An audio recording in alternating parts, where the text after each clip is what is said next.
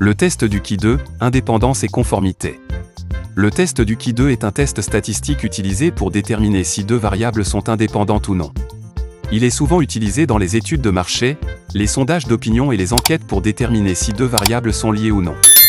Nous allons explorer comment appliquer le test du Qui2 avec une table de contingence et une formule pour déterminer si deux variables nominales sont indépendantes ou non. Si vous êtes intéressé par plus d'apprentissage, veuillez cliquer sur le lien en description de cette vidéo pour vous inscrire à la prochaine session de notre formation en économétrie et technique quantitative. Indépendance.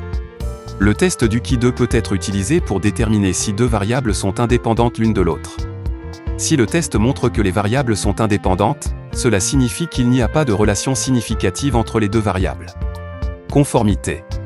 Le test du Qui2 peut également être utilisé pour déterminer si une variable suit une distribution donnée.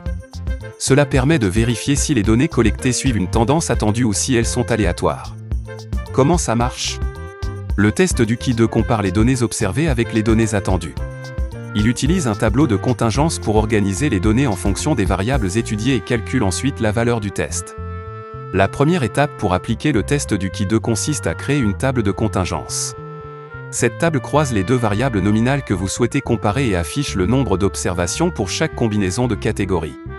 Par exemple, si vous voulez comparer le sexe et la préférence alimentaire, vous pouvez créer une table de contingence qui montre le nombre d'hommes et de femmes qui préfèrent la viande, les légumes ou les fruits. Interprétation des résultats. La valeur du test du Qui2 est comparée à une valeur critique pour déterminer si les variables sont indépendantes ou non. Si la valeur du test est inférieure à la valeur critique, les variables sont considérées comme indépendantes. Si la valeur du test est supérieure à la valeur critique, les variables ne sont pas indépendantes. Formule du test du Qui2.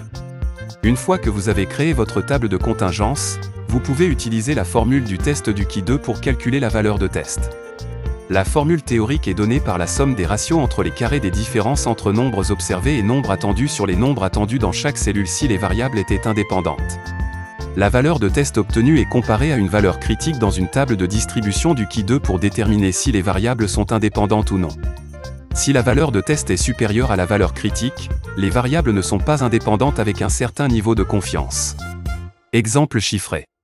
Prenons l'exemple d'une étude sur l'efficacité d'un nouveau médicament contre la douleur. Les chercheurs ont recruté 200 participants et ont enregistré leur sexe et leur réponse au traitement, amélioration, pas d'amélioration. La table de contingence montre que 60 hommes et 40 femmes ont connu une amélioration, tandis que 30 hommes et 70 femmes n'ont pas connu d'amélioration. En utilisant la formule du test du Qui2, nous trouvons une valeur de test de 15,6. En comparant cette valeur à la table de distribution du Qui2, nous constatons qu'elle est supérieure à la valeur critique pour un niveau de confiance de 95%. Par conséquent, nous pouvons conclure que le sexe et la réponse au traitement ne sont pas indépendants. Conclusion. En conclusion, le test du Qui2 est une méthode statistique utile pour déterminer si deux variables nominales sont indépendantes ou non. En utilisant une table de contingence et une formule, vous pouvez calculer la valeur de test et déterminer si les variables sont liées ou non.